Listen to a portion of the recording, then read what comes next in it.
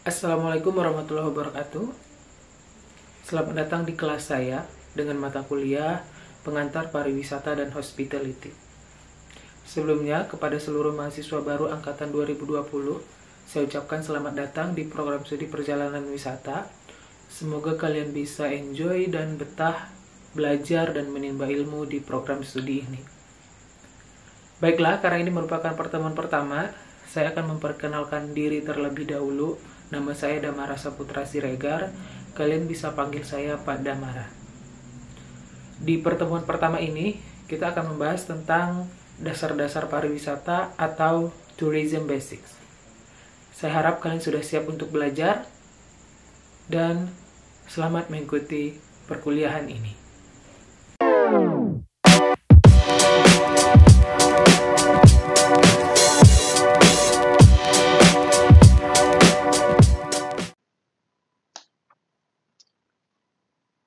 Dasar-dasar pariwisata atau tourism basics. Dalam topik ini, ada 4 subtopik yang akan kita bahas. Yang pertama adalah sejarah tentang perjalanan manusia. Yang kedua, sejarah kepariwisataan global dan di Indonesia. Yang ketiga, pariwisata sebagai ilmu. Dan yang keempat, istilah-istilah dalam pariwisata beserta definisinya. Tujuan pembelajaran dari topik ini adalah, yang pertama, untuk mengetahui dan memahami sejarah perjalanan manusia. Yang kedua, untuk mengetahui dan memahami sejarah pariwisata secara global dan di Indonesia. Yang ketiga, untuk mengetahui dan memahami pariwisata sebagai ilmu. Dan yang keempat adalah untuk mengetahui dan memahami istilah-istilah dalam pariwisata beserta definisinya. Kita langsung saja ke subtopik yang pertama, yaitu sejarah perjalanan manusia atau History of Human Travel. World Tourism Organization atau WTO membagi sejarah perjalanan manusia ke dalam 3 zaman. Yang pertama yaitu Ancient Eras atau zaman kuno. Zaman ini diperkirakan sebelum abad ke-5. Terus yang kedua adalah Medieval Eras atau zaman pertengahan. Zaman ini diperkirakan pada abad ke-5 sampai abad ke-15. Dan yang ketiga yaitu Modern Eras atau zaman modern. Zaman ini diperkirakan setelah abad ke-15. Ancient Eras atau zaman kuno. Zaman ini ditandai dengan motivasi perjalanan manusia yang masih sederhana dan terbatas. Motivasi perjalanan manusia pada saat ini masih sebatas berdagang atau berziarah. Moda transportasi yang digunakan juga masih sangat sederhana, yaitu berupa kuda, unta, but-but kecil, bahkan manusia pada saat ini melakukan perjalanan masih menggunakan kaki atau berjalan kaki. Zaman ini juga belum ada agensi atau organisasi yang mengatur perjalanan. Perjalanan baik individu maupun kelompok masih diatur sendiri. Bahkan untuk akomodasi, manusia pada saat itu membawa tenda sebagai tempat untuk peristirahatan.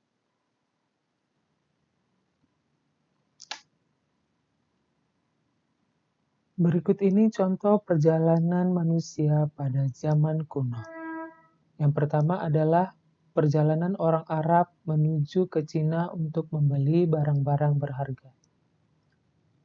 Konon katanya, pada zaman dahulu, orang Arab itu sangat suka berbelanja dan sangat tergila-gila akan harta, sehingga mereka melakukan perjalanan dari Arab ke Cina menggunakan unta untuk membeli barang-barang berharga.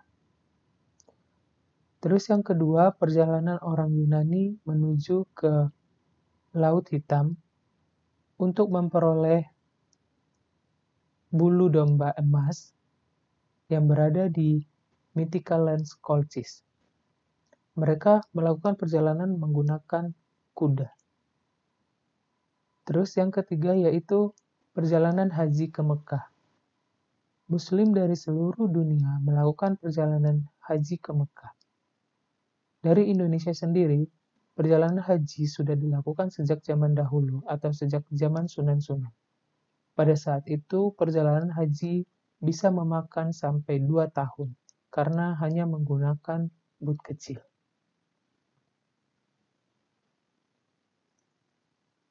Berikutnya adalah medieval eras atau zaman pertengahan. Nah, zaman ini ditandai dengan motivasi perjalanan manusia yang sudah mulai meningkat atau mulai beragam.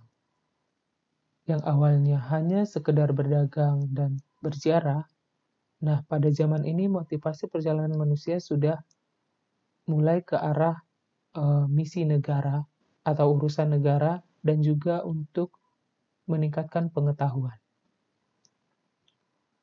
Moda transportasi yang digunakan juga pada zaman ini sudah mulai meningkat.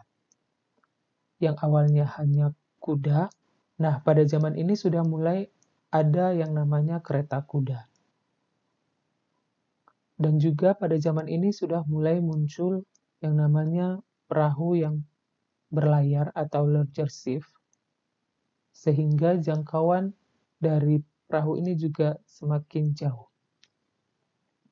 Terus yang ketiga yaitu sudah munculnya travel regulation atau peraturan perjalanan dan akomodasi-akomodasi komersial. Contoh perjalanan pada zaman pertengahan ini yaitu yang pertama adalah perjalanan para mahasiswa Al-Azhar dari berbagai negara menuju Kairo.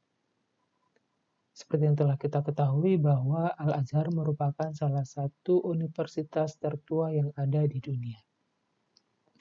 Terus yang kedua yaitu perjalanan Ratu Elizabeth mengelilingi Eropa untuk mencari ide-ide baru atau untuk mempelajari budaya-budaya yang ada di negara lain dan mempelajari sistem pemerintahan di negara lain. Modern eras atau zaman modern.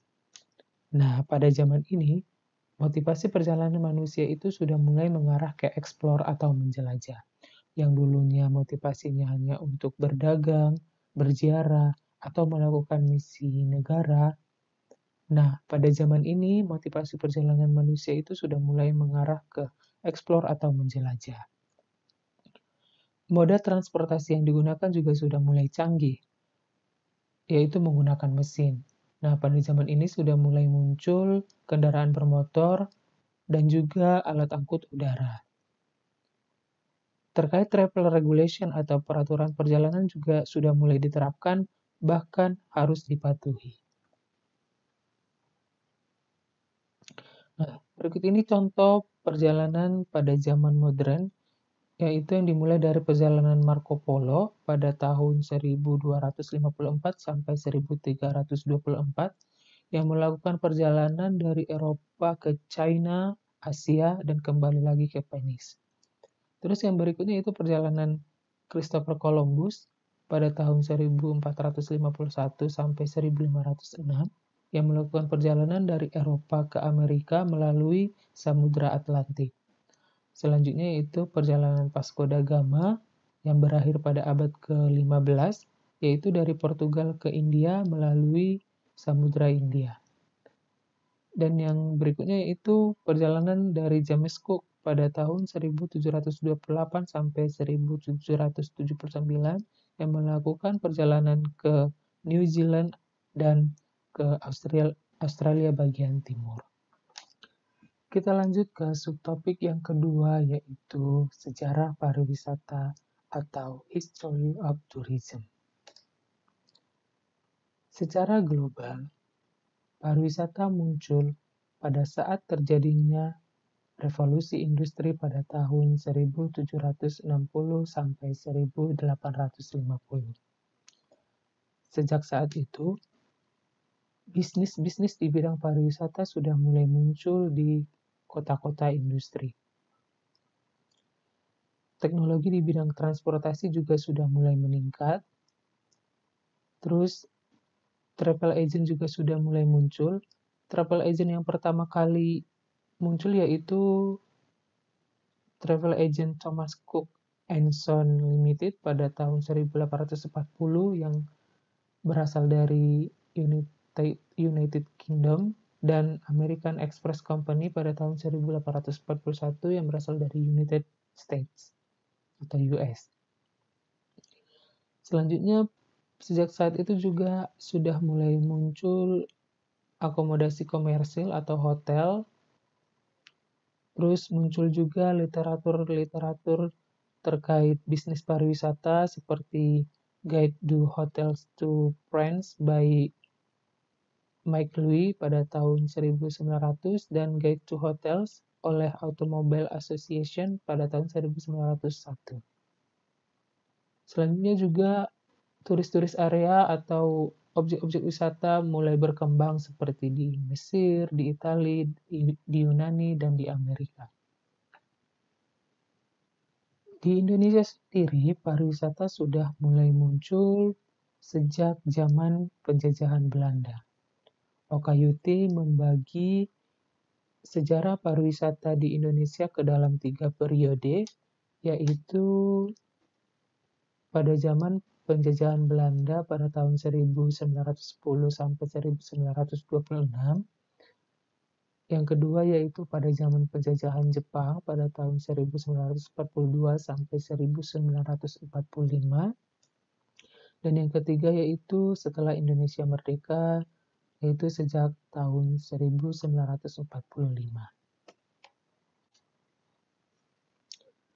Nah, pada zaman penjajahan Belanda pada tahun 1910 sampai 1926, pariwisata sudah muncul di Indonesia, yaitu ditandai dengan berdirinya PTP atau Pyrennean Tourism Parker, yang mana mengatur perjalanan wisata ke Brastagi, Danau Toba, Bogor, Lembang, dan lain sebagainya.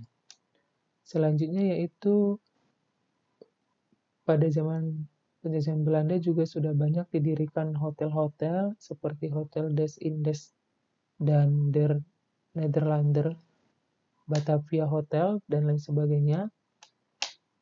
Dan berikutnya yaitu berdirinya Liselin yang mengatur tentang kepariwisataan yang ada di Indonesia. Nah, pada zaman penjajahan Jepang, pariwisata Indonesia justru malah terpuruk. Objek-objek wisata saat penjajahan Jepang ini mulai terbengkalai, terus banyak hotel-hotel yang diambil alih untuk ditempati secara pribadi. Nah, sejak Indonesia merdeka pada tahun 1945, pariwisata kembali bangkit, yaitu sejak tahun 1947 sudah mulai berdiri HONET, Hotel Negara and Tourism, oleh Kementerian Transportasi, dan selanjutnya pada tahun 1953 sudah mulai berdiri Sergati, yaitu Serikat Gabungan Hotel dan Tourism Indonesia, atau yang saat ini bisa disebut kayak PHRI-nya gitu. Terus pada tahun 1958 muncullah istilah pariwisata, yang awalnya istilah pariwisata itu adalah tourism atau turisme. Pada tahun 1958 ini muncullah istilah pariwisata itu. Nah, pada tahun 1963, Indonesia menjadi tuan rumah penyelenggaraan PATA Conference.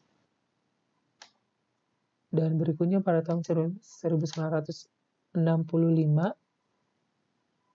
pariwisata Indonesia sudah mulai dihandle oleh Kementerian Pariwisata, yang pertama kali oleh Sri Sultan Hamengkubuwono ke-9. Subtopik yang ketiga yaitu pariwisata sebagai ilmu atau tourism as a science. Sejak tahun 1980-an, Debutpar dan Hildik Tivari telah mengajukan bahwa pariwisata itu merupakan sebuah ilmu. Namun sejak saat itu belum ada progres, sehingga pada tahun 2006 baru dideklarasikan oleh Kementerian Pendidikan bahwa pariwisata itu merupakan sebuah ilmu. Nah, pada tahun 2008 merupakan sebuah momen yang menandakan bahwa pariwisata itu sebuah ilmu sejak diberikannya izin oleh Dirjen Diknas kepada STP Bali dan STP Bandung untuk mendirikan program studi pariwisata untuk level S1.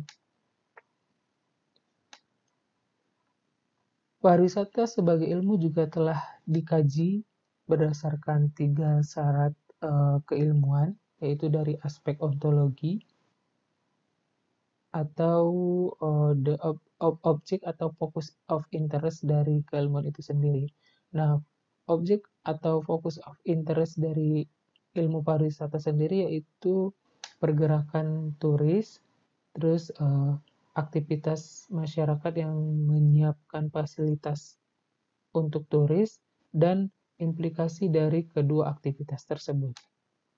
Yang berikutnya dari aspek epistemologi, yaitu dari aspek bagaimana menguji kebenaran dari ilmu tersebut. Nah, untuk menguji kebenaran dari keilmuan pariwisata ini bisa diperoleh dari exploratory research atau riset lapangan, dan secara teori building research atau secara tinjauan teoritis. Nah, yang berikutnya dari aspek aksiologi atau the value atau manfaat dari ilmu itu sendiri.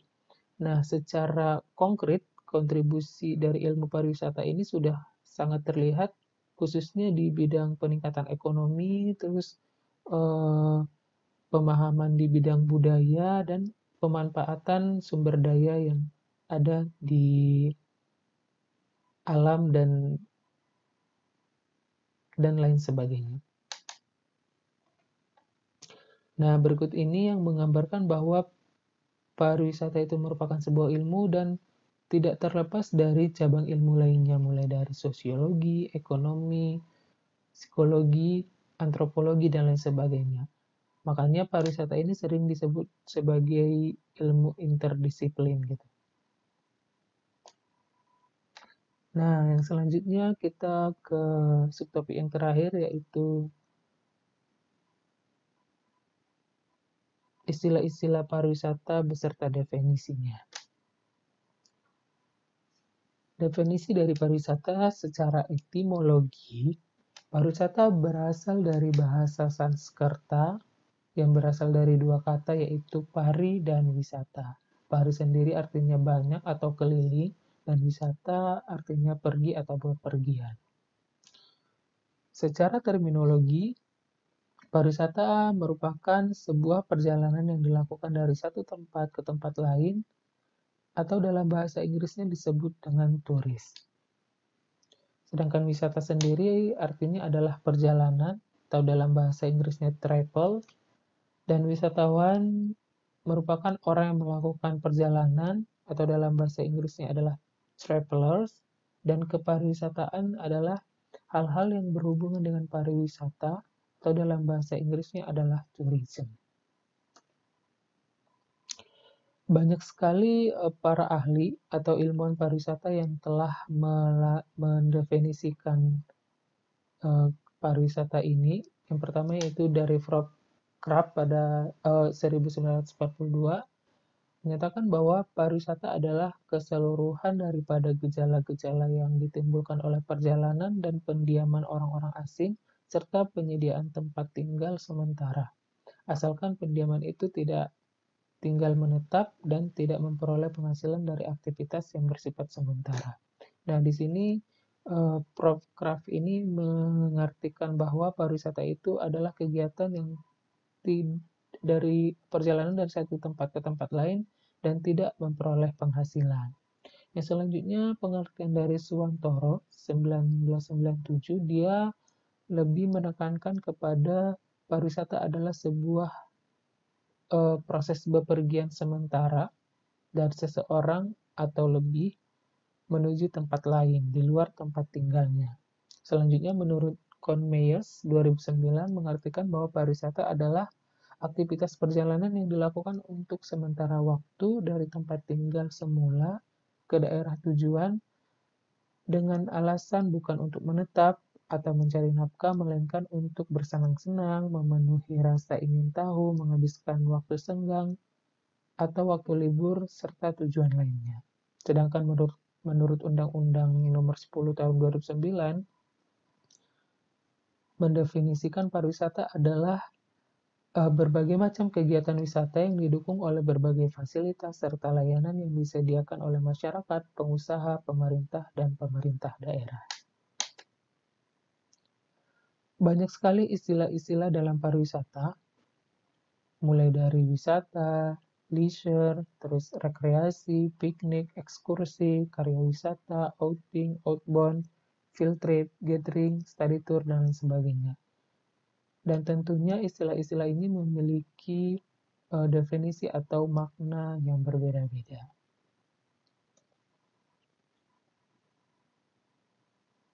Nah, kesimpulan yang pertama adalah dari topik ini kita dapat menyimpulkan bahwa perjalanan manusia sudah dimulai sejak zaman kuno hingga zaman modern. Selanjutnya, pariwisata mulai muncul secara global itu sejak terjadinya revolusi industri. Dan di Indonesia sendiri, pariwisata sudah muncul sejak zaman penjajahan dan mengalami fluktuasi, yaitu naik turun.